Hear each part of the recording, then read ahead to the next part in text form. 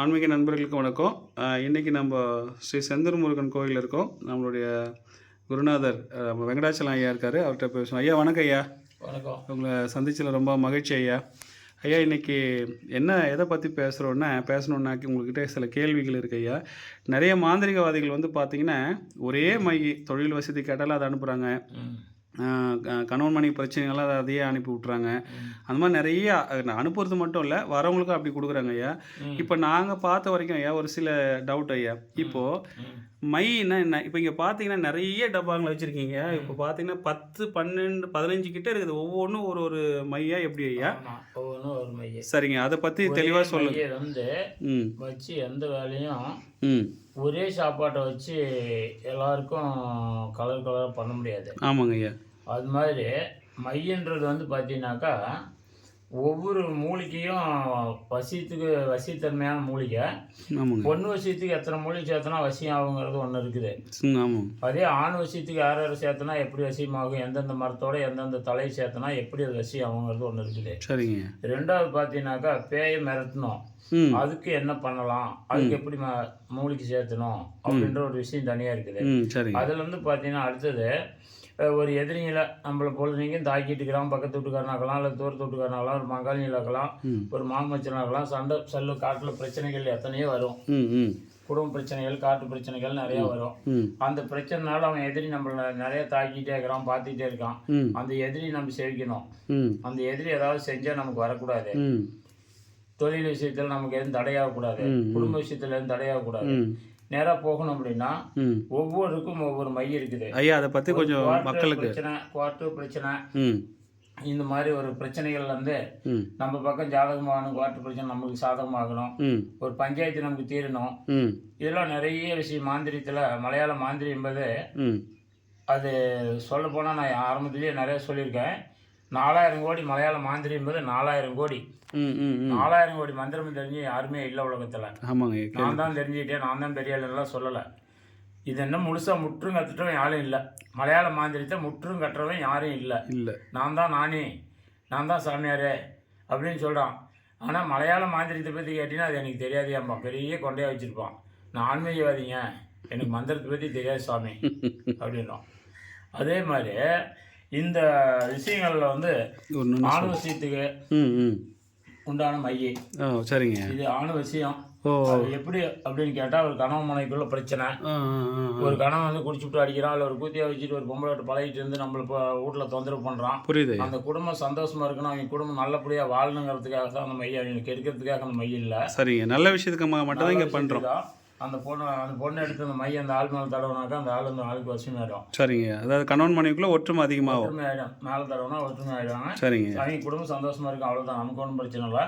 அதே மாதிரி இது பார்த்தீங்கன்னா ஒரு குவார்டர் பிரச்சனை இந்த மாதிரி போகிறாங்க. இதை நெத்தியில் வச்சுட்டு போனாக்கா அந்த பிரச்சனைகள் வந்து உடனே அவங்களுக்கு சாதகமாகி சரிங்க கொஞ்சம் மன உளைச்சல் இல்லாத மக்கள் வீடு திரும்பி வருவாங்க. சரிங்க. அதே மாதிரி ஒரு பேய் காற்று பெருசாக பிடிச்சிச்சு, கன்னிமார் பிடிச்சிச்சு, மோகினி பிடிச்சிச்சு, ராசிதி பிடிச்சிச்சு, ஏவல் விட்டுட்டாங்க. உடம்புல பூந்து குடையுது, காதல் பேசுது, கண்ணில் தெரியுது, ஒளி தெரியுது, சைடு சத்தம் கேட்குது. இந்த மாதிரி வீட்டில் கிட்டின்னு அடி வைக்குது. இந்த மாதிரி பல ஆயிரம் பிரச்சனைகள் சொல்கிறாங்க. ஆமாங்க ஐயா. அதான் தீர்வு இருக்குதா, இதுக்கு தீர்வு இருக்குதான்னு கேட்குறாங்க. அதுக்கு உண்மையாக தீர்வு இருக்குது. உண்மையாக நேரில் வரணும். நம்மக்கிட்ட நேரில் கண்டிப்பாக வரணும். நான் வந்து ஃபோனில் கான்டாக்ட் பண்ண மாட்டேன், யார்ட்டையும் பேச மாட்டேன். 2 வாரத்தை 3 வாரத்தை தான் நான் ஃபோனில் பேசுவேன். ஏன் பேச மாட்டேன்னா, நான் இது தொழிலாக பண்ணலை, யாரையும் ஏமாத்தலை, சேவையாக பண்ணிகிட்ருக்கீங்க. ஏமாத்தினா நம்ம அவங்ககிட்ட வந்து பயப்படலாம், பேச்சு அவங்கள கேன்வாஸ் பண்ணி வர வைக்கலாம், மைண்டை வாஷ் பண்ணி நம்ம பக்கம் திசை திருப்பி கொண்டு வரலாம். அந்த மாதிரி நம்ம செய்கிறதில்ல. அவங்ககிட்ட நம்ம அதிகமாக பேசுகிறதில்ல.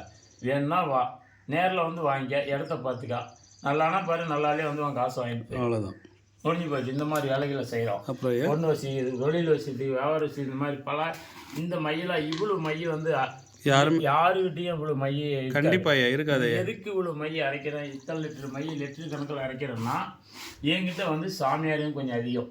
ஆமாங்க, உங்ககிட்ட வாங்கிட்டு போயிட்டு அவங்க தொழில் பண்ணுறது. அது எல்லாருமே வந்து எப்படின்னா, ஒரு எல்லாரும் மளிகை கடை வச்சுக்க முடியாது. ஆமாங்க. எல்லாருமே சவுளி கடை வச்சுக்க முடியாது. ஒருத்தட்ட வாங்கி தான் நம்ம போட்டுக்கிறோம். ஆமாங்க. அந்த மாதிரி இதை வாங்கி தான் போட்டுக்கணும். ஏன் அப்படின்னு கேட்டால் ஒருத்தருக்கு தெரியும், ஒருத்தருக்கு தெரியாது. தெரியாது. கரெக்ட் ஐயா.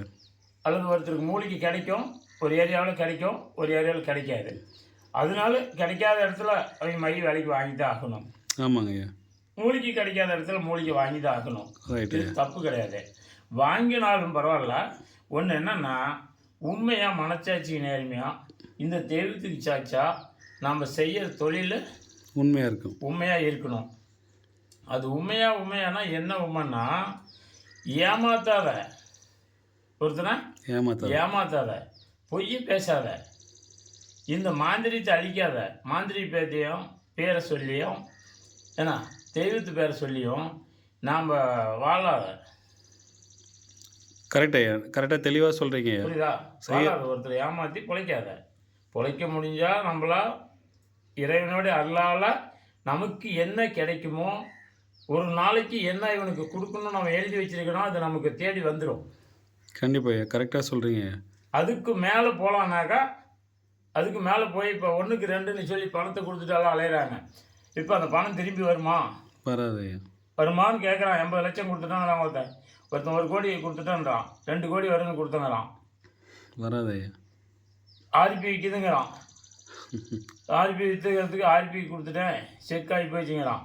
150 கோடிங்கிறான், 200 கோடிங்கிறான். அந்த பணத்தை எப்படி கொண்டாட முடியும்னு ஒரு கொஞ்சமாவது திங்க் பண்ணுறான். எவனாவது சொன்னால் நான் பல முறை கேட்குறேன். நிறைய தான் நேற்று கூட திருவண்ணாமலை காட்டு ஒருத்தர் சொல்கிறாரு, இது எல்லாம் ஆகி போயிடுச்சிங்க, பூரா பில் ஆகிடுச்சு, செக் ஆகிடுச்சிங்க, எல்லாம் டீட்டாக ஆகிடுச்சு.